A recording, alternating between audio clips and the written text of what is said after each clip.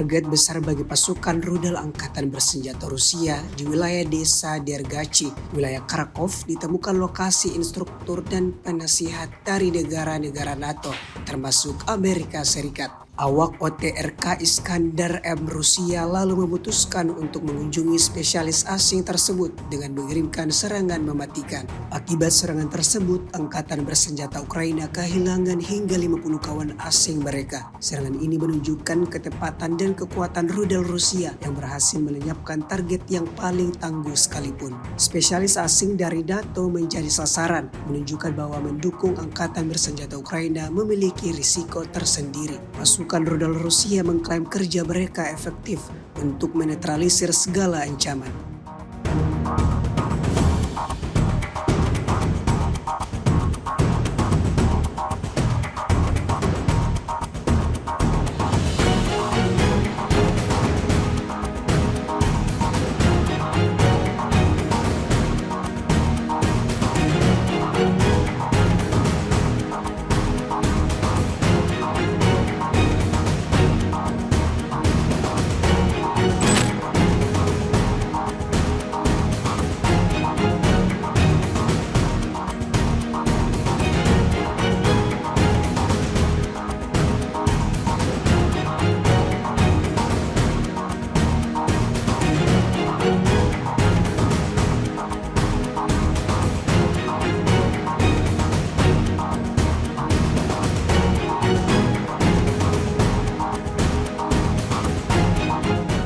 Download Tribun X sekarang, menghadirkan lokal menjadi Indonesia.